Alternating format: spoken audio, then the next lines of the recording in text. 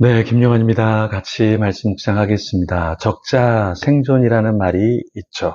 이 말은 진화론에서 나오는 문구인데요. 적자 생존이라는 것은 잘 적응한 생물이 더 오래 살게 된다라는 거죠. 그런데 우리가 농담식으로 적자 생존이라는 말을 하기도 합니다. 적는 자가 생존한다. 이 말은 무엇이냐면 기억은 휘발되고 감정은 변질되지만 기록된 사실은 시공간을 이기고 살아남는다라는 의미죠. 그러니까 아무리 명석한 두뇌도 사실은 이 적은 기록을 이길 수는 없습니다. 그렇죠? 그래서 그냥 머리가 안 좋은 사람이 적어 놓은 어떠한 글귀가 머리가 좋은 사람이 까먹고 또 오해해서 잘못 기억하는 것보다 훨씬 더 나을 때가 있죠. 오늘 본문에 보면은 누가복음의 서두는 바로 이 기록에 대한 이야기를 합니다. 근데 이 기록은 누구를 위한 것일까요? 네.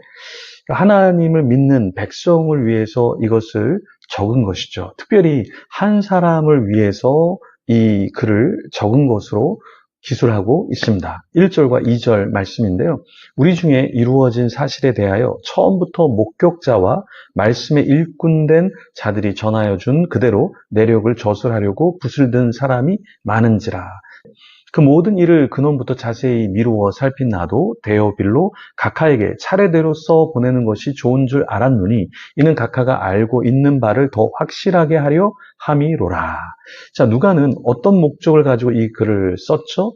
데오빌로 각하라고 하는 사람을 생각하면서 그 사람을 위해서 글을 썼다라고 이야기를 하고 있습니다. 여기 보면 이 글을 쓸 때 두 가지의 특징이 있는데요. 어떠한 특징이 있냐면 3절에 보면 자세히라는 단어가 있습니다. 이 자세히라는 것은 뭐냐? 꼼꼼하게 글을 써 나갔다라는 거예요. 두 번째는 뭐냐면 차례대로 썼다라고 이야기를 하는데요. 여기 차례대로 썼다라는 것은 그 시간 순서로 나열한 것이 아니라 이것을 읽는 사람이 조금 더 이해하고 잘 받아들일 수 있는 그 순서대로 적었다라는 겁니다. 그러면 여기에서 우리가 아주 중요한 질문을 하나 하게 되는데요. 여기 데오빌로 각하라는 인물은 누구였을까라는 겁니다. 이 데오빌로라는 것은 여러 가지로 해석이 사실 될 수 있어요. 첫 번째는 뭐냐면 하나님을 사랑하는 자라는 거예요. 데오빌로라는 이름은 테오스 필로스라는 단어의 합성이에요. 그러니까 테오스는 하나님이란 뜻이고 필로스라는 것은 사랑하는 자, 친구라는 뜻이죠. 그래서 하나님을 사랑하는 자에게 이 글을 썼다라고 이해할 수 있습니다. 두 번째는 뭐냐면 각하라는 이 직함 때문에 어떠한 직분자, 로마의 총독, 벨릭스나 베스도 같은 이런 어떤 총독에게 이 글을 썼다라고 볼 수 있다라는 것이죠. 세 번째는 배운 바를 확인하려는 이. 그러니까 누가복음 1장 4절에 보면 누가가 글을 쓴 목적이 나오는데요. 이는 각하가 알고 있는 바를 더 확실하게 하려 함이로라 이렇게 말하고 있는데요. 그러니까 복음을 전혀 모르고 신앙이 전혀 없는 자가 아니라 배운 바를 확인해야 하는 그런 인물에게 이 글을 썼다라고 볼 수 있다라는 거예요. 네 번째는 무엇이냐면 누가의 후원자에게 글을 썼다라고도 봅니다. 그러니까 당시에는 방대한 분량의 파피루스의 글을 써서 복사해서 유통하는 방식이었는데요. 이때 상당한 비용이 들었어요. 그러니까 이런 비용을 후원해 준 사람이 데오빌로라는 인물일 수 있다는 거예요. 그래서 그 후원자에게 이 글을 씁니다라고 해석할 수 있다라는 것입니다. 그래서 이 데오빌로라고 하는 이 인물, 그 사람을 대상으로 했는데 사실은 누구다라고 딱 이야기할 수는 없습니다. 이렇게 네 가지로 이런 사람에게 글을 쓴 것이 아닌가라고 볼 수 있고요. 또 한 가지는 무엇이냐?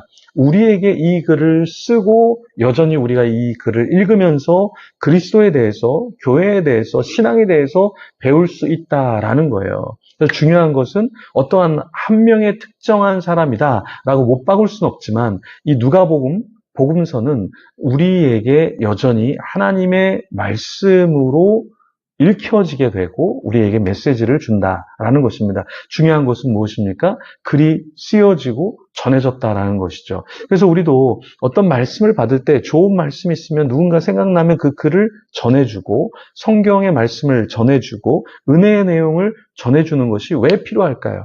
그것이 나에게만 국한되어지고 멈추는 것이 아니라 은혜가 계속해서 흘러 넘치게 된다라는 거죠. 우리가 좋은 예배가 있습니다.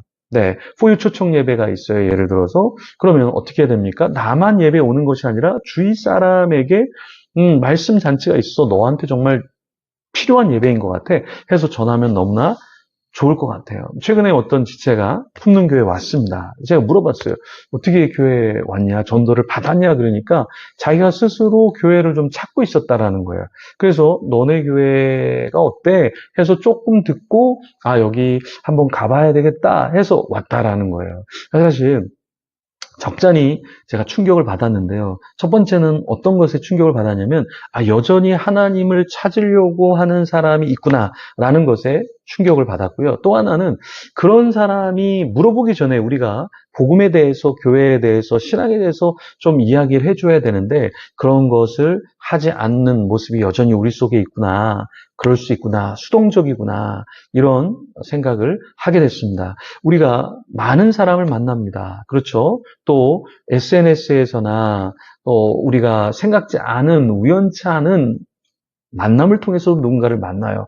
그럴 때 우리는 어떻게 해야 될까요? 하나님이 나에게 어떠한 역사를 하셨는지를 전하는 자, 혹은 내가 어디에 글을 남길 때 하나님이 나에게 어떤 일을 하셨는가를 기록하는 자가 하나님 앞에서 더 존귀하지 않을까요? 또 복음을 모르는 자에게 우리의 글을 통해서, 우리의 말을 통해서, 우리의 삶을 통해서 더 많은 선한 영향력을 주지 않겠습니까? 그래서 우리는 입을 벌려서 하나님이 하시는 일들을 전파해야 하고요. 기록으로 남겨야 되는 줄 믿습니다. 그렇죠? 오늘 본문의 이 5절에서 7절에는 잉태하지 못한 사가랴와 엘리사벳이 등장합니다. 그러니까 이 사람들이 사실은 잉태하지 못한 이유는 나이가 많더라라고 말하는데요. 나이 때문에도 그럴 수 있어요. 그런데 또 한 가지 이유는 무엇이겠습니까? 하나님의 뜻이 펼쳐지기 위해서 기적을 맛보게 하기 위해서 잉태하지 못하는 상황 가운데 있었을 수 있겠죠. 우리의 삶에서 왜 이 일이 일어나지 않지? 왜 내 뜻대로 펼쳐지지 않지? 라고 생각할 때 하나님의 뜻이, 하나님의 메시지가 들어오기 위해서 때로는 그런 경우도 있다라는 것을 우리가 알면 좋겠습니다. 같이 기도하며 주님께 나아가겠습니다.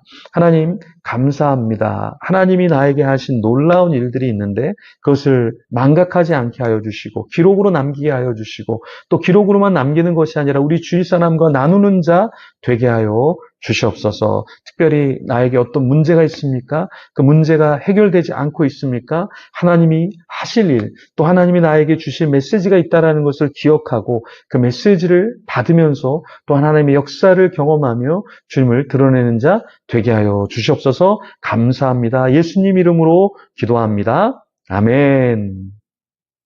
우리 계속해서 기도하며 나가겠습니다.